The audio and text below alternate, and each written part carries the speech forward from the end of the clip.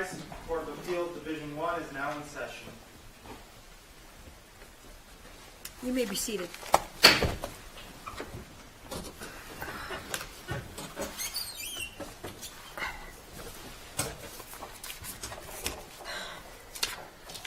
Good morning. We are here on our case number 1CACV150507, EARLE Investments, LLC versus Southern Desert Medical Center Partners. Counsel, as you know, each side's allotted 20 minutes for your argument. The appellant may reserve any amount of time you'd like to use in rebuttal. If you do decide to reserve some time, you're in charge of keeping track of it for yourself, though. The clock on the podium will reflect the total amount of time you have remaining, including what you might have decided to reserve. We record these proceedings, so when you approach the podium, we'd be grateful if you would recite your name and the name of your client into the microphone. We have, I'll tell you what, we have read the briefs over and over. We've studied the record. We've discussed the case in conference. We have many questions. So with that, you may proceed. Thank you, Your Honor. Mike Sherrick, and with me is my colleague Holly Zoe. We're of the law firm of Dickinson Wright, PLLC, and we're here on behalf of the appellant SDMC Partners. I'd like to reserve 5 minutes in rebuttal or whatever I got left. Today, the crux of the case and really the crux of our argument is, what does this subordination agreement mean? How is it to be interpreted? What interests are to be subordinated under the effect of this document? Our opponent, EARLE Investments, suggests that, they contend that the ground lessor, the owner of the medical center, agreed to subordinate and impose a deed of trust on fee title to the ground beneath the condominium units that are at issue here. We, on the other hand, claim that what was to be subordinated was no more than the leasehold estate, and that's the extent of the deed of trust and the subordination agreement. So, okay, so the deed of trust granted an interest in the units and an undivided interest. I'm sorry, the deed of trust conveyed the units and an undivided interest in the leasehold estate. There's a lot of discussion about whether that was a conveyance of the ground beneath the units. But before we get to that, what is your position on the conveyance of the undivided interest in the leasehold estate? Is the holder of the trustee's deed obligated to pay rent if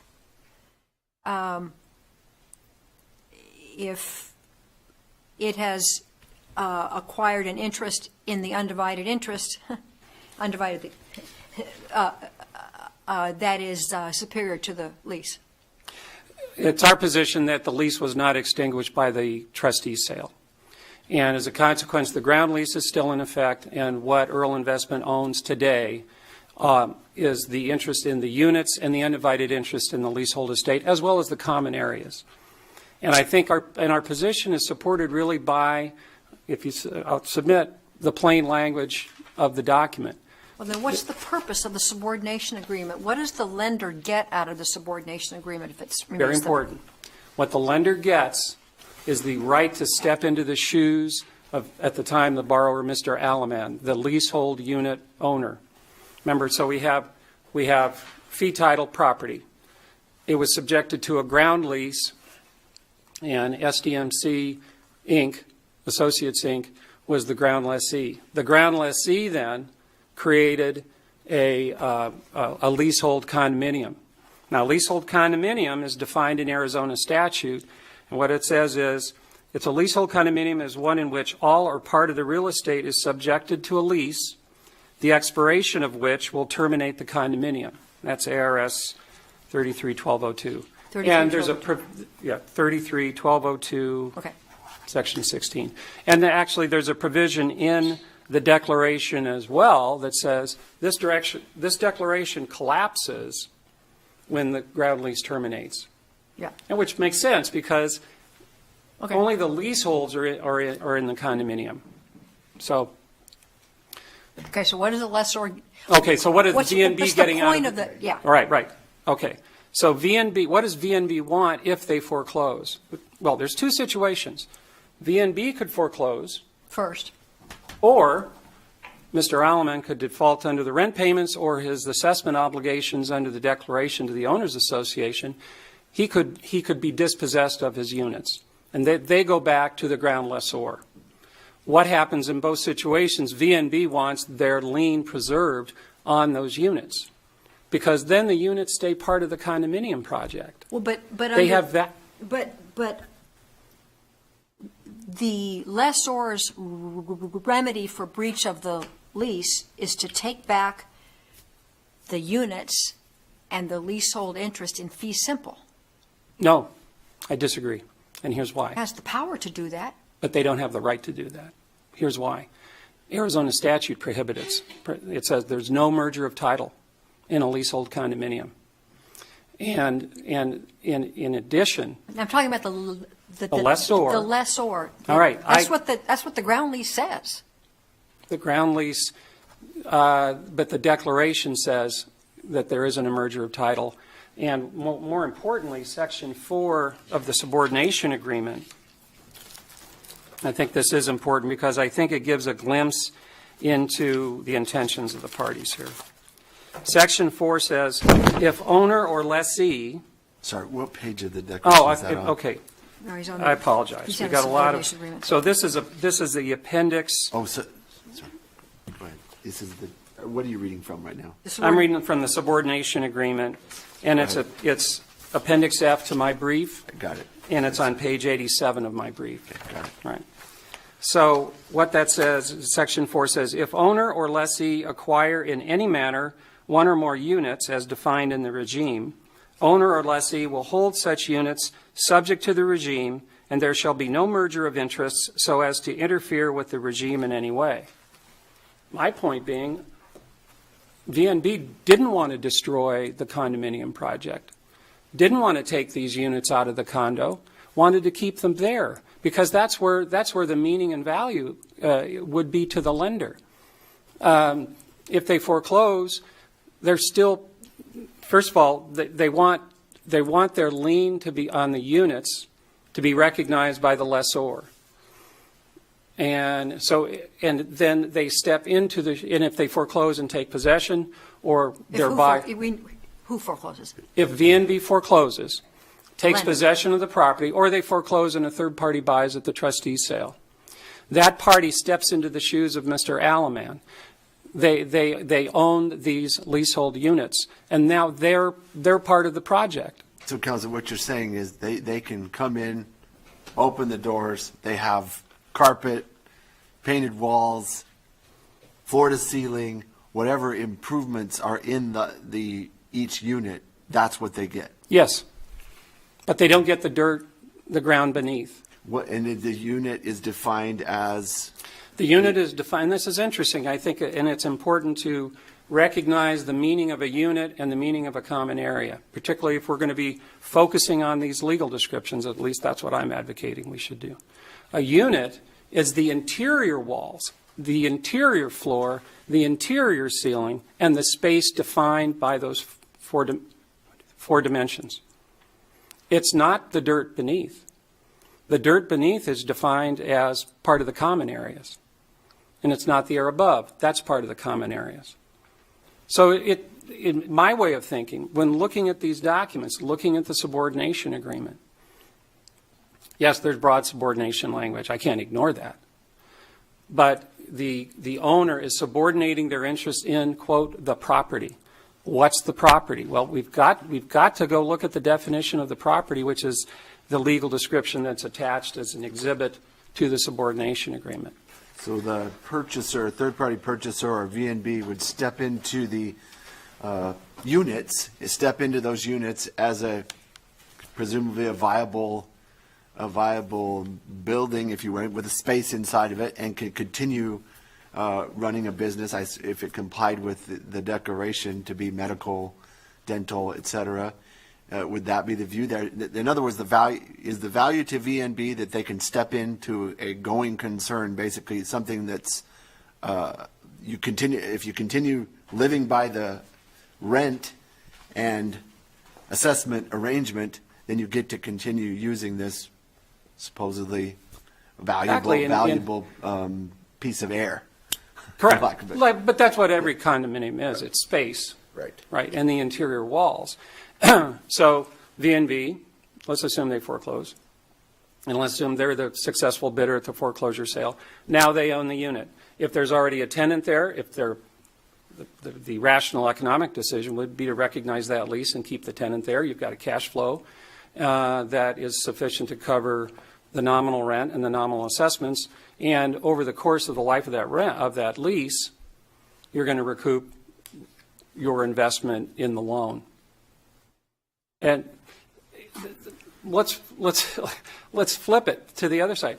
What if VNB somehow is foreclosing and they get the fee underneath these two units?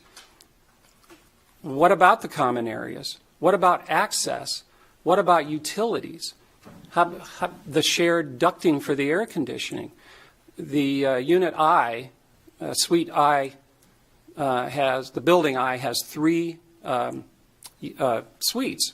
So you've got common walls, you've got common utilities, wiring, plumbing, air conditioning, roofing.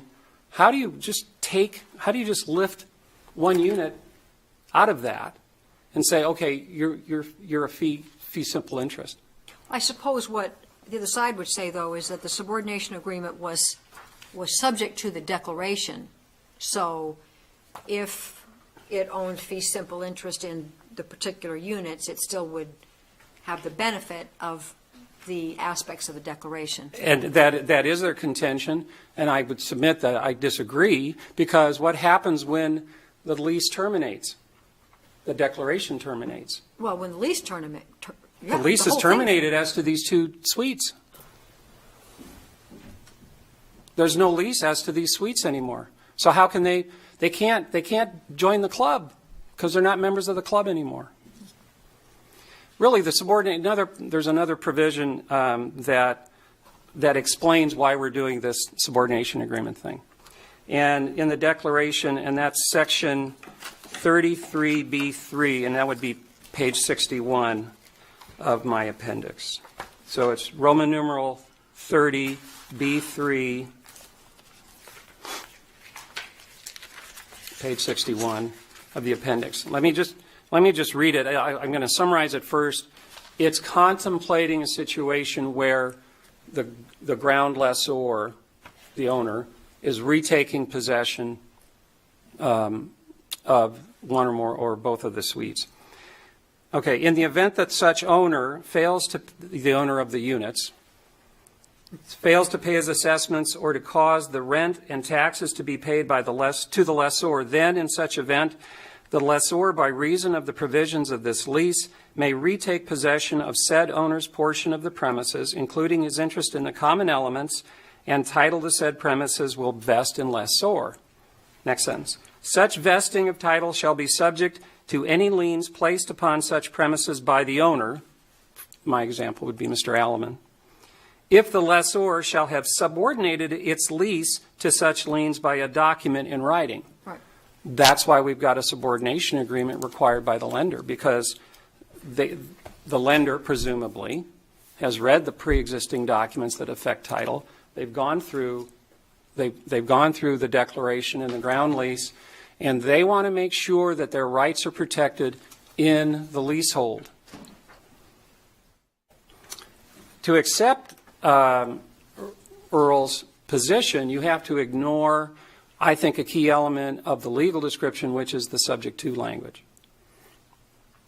And the property is defined as units, which are unquestionably just a leasehold, an undivided interest in the leasehold, and undivided interests in the common areas. All of that is subject to the ground lease. I submit that that's an expression of the intention of the parties, and particularly VNB. If we end up with these units, we want to be in the club. We don't want this mess, frankly, that the judgment that we're here appealing today has created. And there's so much uncertainty with the position that Earl has adopted with respect to claiming a fee title in the ground. Where is their ground? Where is it described in the subordination agreement or anywhere in the legal description? It's all speculation, and it's broad inferences that, frankly, I submit are not supported by the documents. Counsel, does the judgment that was entered, the amended judgment, whatever, the last judgment entered by the Superior Court, does it recognize that the distinction we just discussed a few minutes ago about that the Earls are still subject to the declaration? It doesn't really say. I think if you asked Earl's counsel, they'd say, yeah, the declaration is still in place.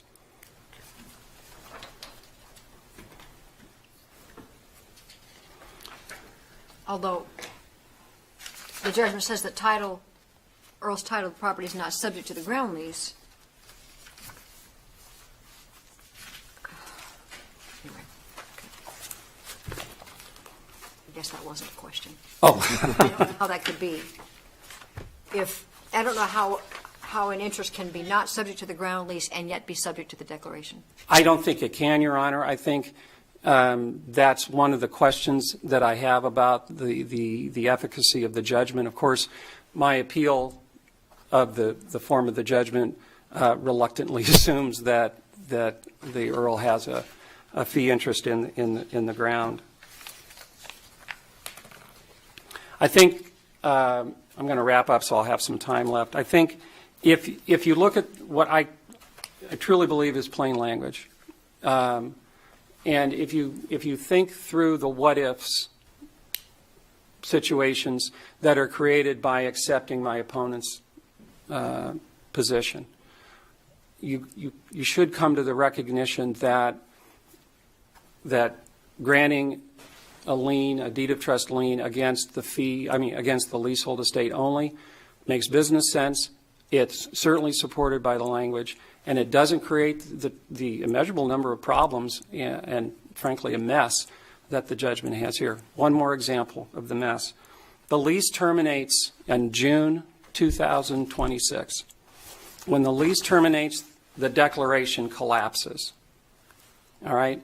The title to the buildings revests in the ground lessor, the owner. What happens now? So what if the ground lessor wants to sell the property onto someone else? What if they want to tear down the property? How are we ever going to resolve these ownership issues that the judgment today has created? The judgment should be vacated. Judgment should be entered in favor of FDMC partners that Earl's interest is subject to the ground lease. Thank you, Your Honor.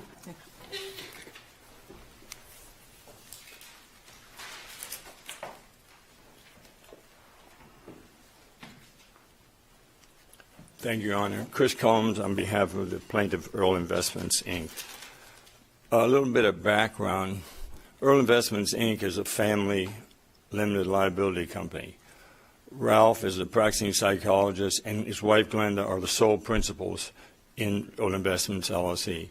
In 2002, Glenda inherited from her father's estate, and the trust, basically, these 2 units which had been acquired in fee simple title after the trustee's deed at the foreclosure sale and after the conveyance to Terry Scott, who in turn conveyed it to the. But at least since 1997, the title has been conveyed as fee title. Now the opposing. Counsel, can you explain that? What do you mean by fee title? Well, I mean, just use. Aren't we conveying units? Well, let me. The trustee deed upon sale, correctly, as you said, states parcel number 1 and parcel number 2, which are the particular units in question. And a unit. Do you agree with the opposing counsel's definition of a unit, that unit is defined by the declaration and the ground lease? Yeah, it's all platted. It's all platted specifically where H. But the actual definition of a unit is in fact a condominium type of a description, right? Well, yes, Your Honor. And so you don't, nothing goes below the floor or above the ceiling or outside the interior walls as far as the definition of a unit. But the subordination agreement was required to include also the dirt as. Okay, so if I understand your position, you're saying, just to be clear here, and so I understand, I'm not, the nature of the security interest is such that it's units. We agree on that. It's units and then also a portion of the ground access to the common areas. Those are the two components: units plus an undivided interest in the common areas. Then I think if what your position is, if I understand correctly, is that the subordination agreement then expands that deed of trust to gather more for Valley National Bank. I mean, it brings in something additional, because if it was just those units plus the common interest, I don't think we'd be here. Is it your position that the subordination agreement does in fact expand the secured interest? Well, yes, Your Honor, because in the subordination agreement, document 86 in the fourth paragraph, it says, whereas the condition proceeding to making said loan, which is the $140,000 construction loan, that the deed of trust shall unconditionally be and remain at all times a lien, charge, and encumbrance of property prior and superior to any right, title, or interest in or to the property of owner, which was the owner of the dirt, or the lessee. But don't you start this analysis by looking at the conveyance in the deed of trust? And the conveyance in the deed of trust is the units and an undivided interest in the leasehold estate in and to the subject real property. So even if we're talking about real property meaning some dirt, the only thing that's conveyed is an undivided interest in some dirt. The problem that I'm having with this is getting from that language to the dirt beneath the units at issue. Well, that's the specific language in the subordination agreement, Your Honor. That's my point. Well, that's my point. I think I'm addressing the same issue as Judge Brown in that I don't understand how you get from having an undivided interest in real property, to a sole ownership of this particular square of dirt. Well, as the illustration on page 20, well, you start with the parties to the original loan documents are both basically deceased. Dwayne Allen's dead, and Valley National Bank, for all practical purposes, is dead. But as anyone who's worked with a lender knows, the golden rule of a lender is to get as much security as possible. And generally, and Dwayne Allen, he was the principal in DePaul, he was the principal in SDMC Inc., and he was the principal in SDMC Partners. And he owned the land originally. He's the key, and he wanted to get the money to build these two units. And the lender is going to want everything possible, which is why you have that broad language in the subordination agreement. So yeah, I mean, we own two units. We own the dirt underneath it, just like because they subordinate that dirt. I just don't see. Setting aside a subordination, I don't see a conveyance in the deed of trust to that dirt. Because what I see conveyed, subject to the power of sale, is the undivided interest in real property. And undivided interest means I don't own any particular plot. I own an undivided interest in all of the plot. Well, no, they specify specifically what the units are that are involved, specifically I-3 and Building G. Because as we point out on page 26, and I think the court agrees with the golden rule by banks, they got the gold, they make the rule. And so here's the scenario on page 26 that a bank wants to avoid. They loan $140,000. Dwayne Allen, with best intent, starts building on it, files bankruptcy, and this happened a lot 10 years ago. The buildings aren't completed. They're mold. There's damage to them. And here's what happens. The bank forecloses if they just get the units. They lose the 40, if they don't get the dirt. They lose 140 grand in cash. They have the cost to raise the worthless buildings. And in addition, they have the obligation, as Mr. Shirk says, until 2026 to pay the lease obligations. No bank is ever going to make that loan. You're assuming there's going to be no insurance coverage. I mean, what's the difference? Well, Mr. Shirk says, yeah, there will be insurance companies. Well, but the association's obligated to provide insurance to all the under the declaration. Well, there's a number of associations 5-10 years ago that never paid for their insurance despite their obligation. Interesting. Counsel, I'd like to, if you could turn to the subordination agreement for a second. I'm looking at paragraphs 4 and 5. Paragraph 4 is the clause that opposing counsel talked about if owner or lessee acquires in any manner, so that could be through foreclosure or whatever, owner or lessee will hold such units subject to the regime, and there shall be no merger of interest. So you don't disagree that EARLEs are still subject to the declaration, correct? Yes, we believe EARLE is still Absolutely subject to the declaration. And how is it you separate that from the ground lease when the declaration contemplates the ground lease? All right, and actually, how do you separate the two? Well, I mean, you start with the reality. Arizona has specific law, Title 12, and case law that real estate cannot be landlocked. So, I mean, we have remedies if as Mr. Shirk contends in his briefing, that the electric wires are cut and we can't go to the bathroom. We have remedies for that. Sure, if you pay for it, yeah. Yeah, when we sure. admit we would have to pay for it.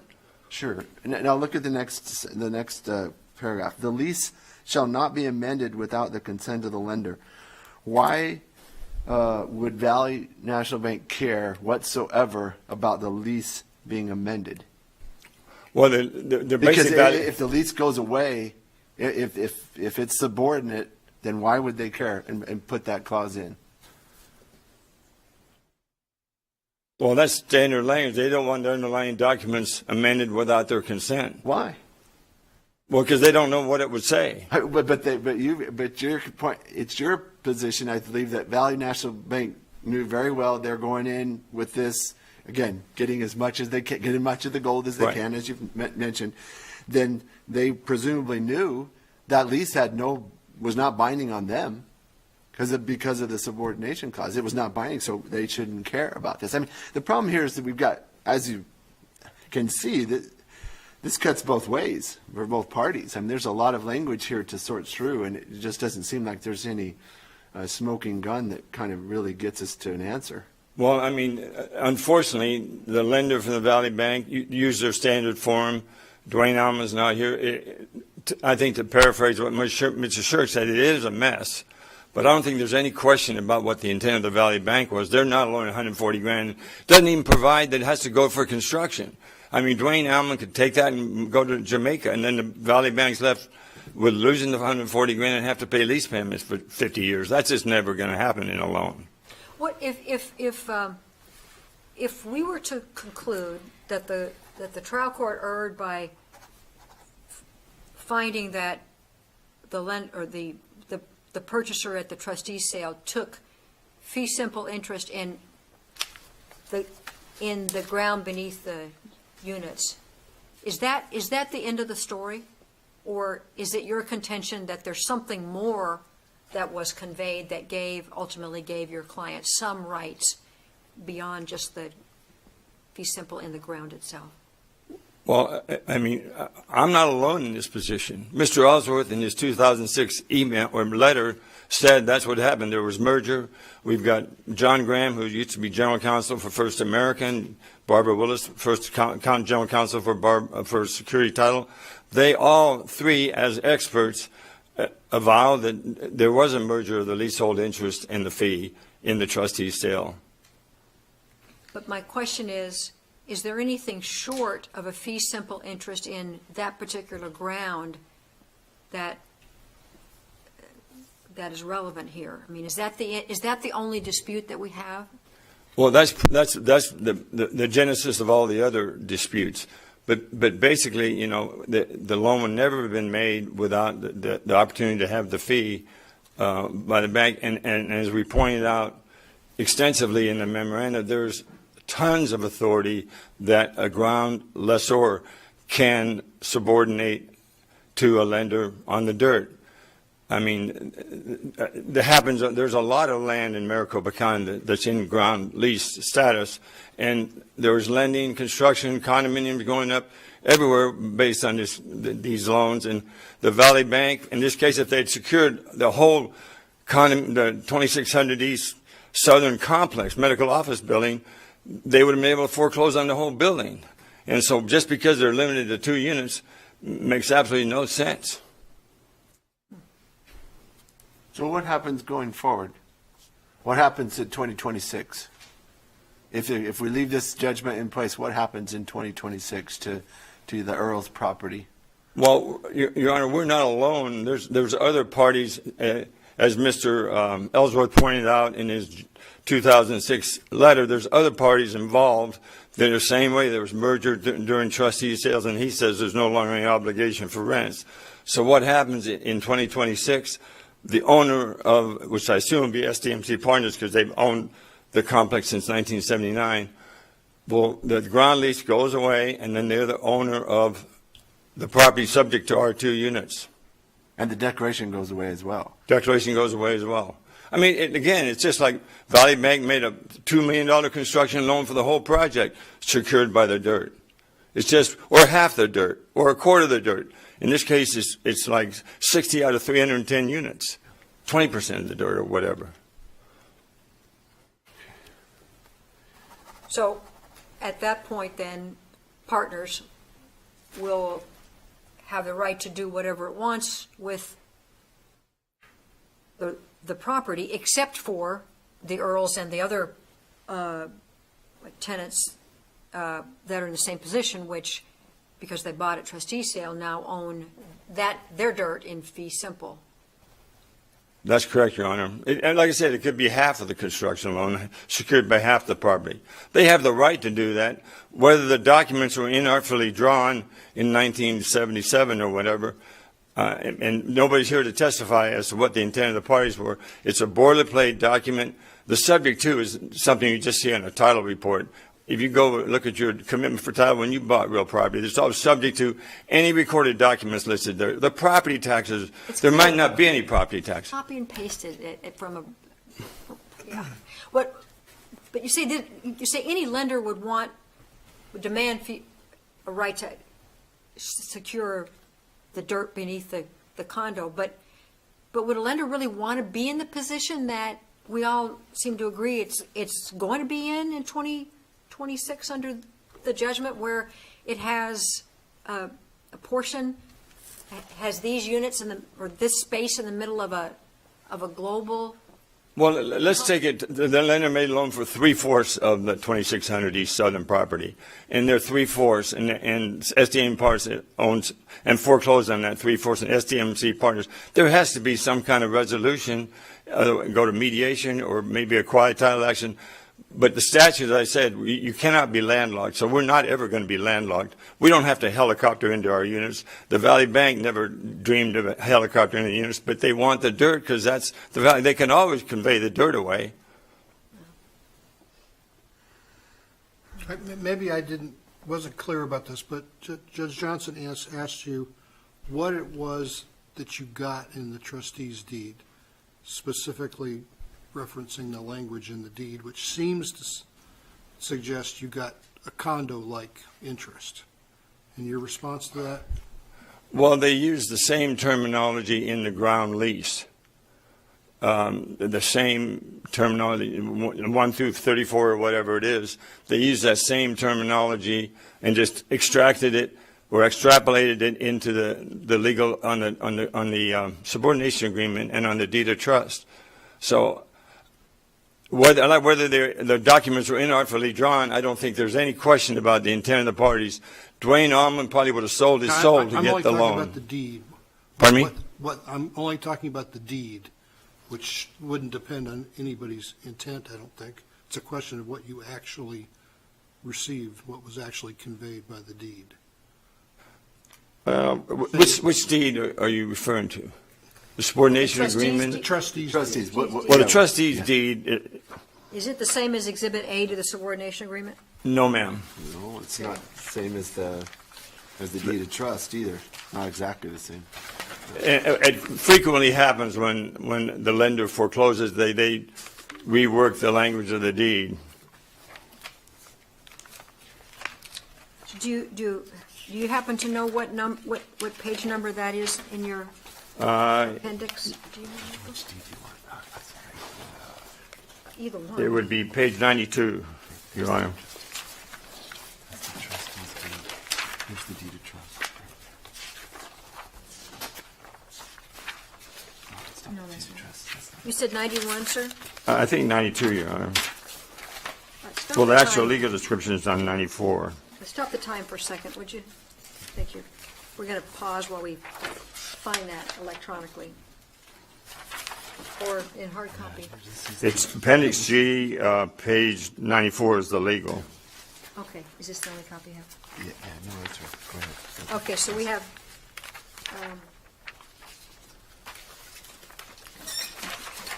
wait, we gotta read this.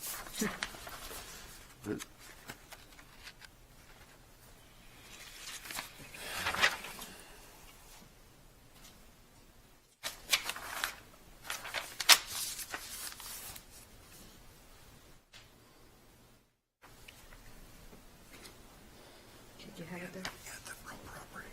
Yeah. Well, but underlying interest in the real property. Okay, we'll start the timer going again. Now we have, I think we all have the document in front of us. So what was your question? Well, again, the language as to what was conveyed is units together with an undivided 34/310ths interest in and to the leasehold estate and the subject real property, and together with a fractional interest in the common areas and facilities. So again, what's hard to understand is how you got a fractional interest in real property and a fractional interest in common areas and facilities, but somehow ended up with the dirt underneath these two units. Well, it specifically says, and the subject real property. It doesn't say Yes, it just says that. stop with leasehold estate and the subject real property. But is it an undivided interest in the real property that you got? Or did somehow you get the dirt underneath these two units? Yeah, we get the dirt under these two units because that's what was conveyed originally. So you don't think that the undivided interest modifies the subject real property? Oh. Yeah, Yeah, what is the subject real property is capitalized, but it's not defined.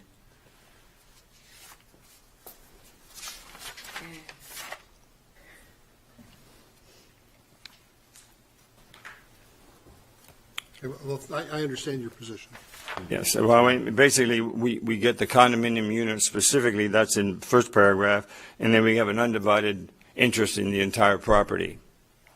And that's the way it was, like I said. Say that again, I'm sorry. I just didn't hear what you said. We get the condominium units specifically, and that's these specific units described, and of Building G, which is you can go out there and you can see Suite G. Right. You can see Suite I3. We get those units plus an undivided interest in the entire project, the entire dirt. Okay. And it's easier to conceptualize if it's a half of the property instead of just two units. But Valley Bank makes a $2 million loan just to get secured by half the property. They're in bed with each other. It's just a smaller bed for us. Okay. Any further questions? No. Okay, thank you. Thank you, sir. Thank you.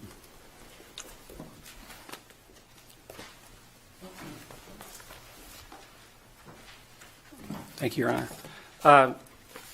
Let me try to hit some points here. I'll submit the trustee's deed is I don't want to say doesn't matter because that sounds glib, but I think it begs the question, well, what can the trustee convey, that depends on what was conveyed in the deed of trust. Yeah, but it would work the opposite. If it didn't actually convey what could have been conveyed, then that would help you.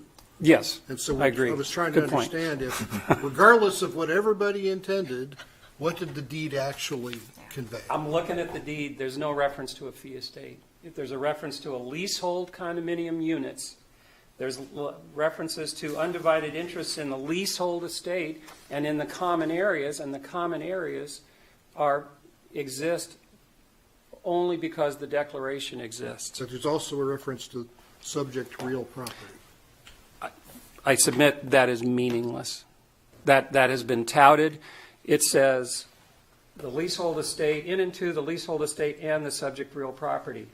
The deed of trust relating to Suite I says the leasehold estate in and to the subject real property, and S is not capitalized. That's the same with the two Alaman deeds. You can't put that great of an importance on that language. Is it inartful? Yes.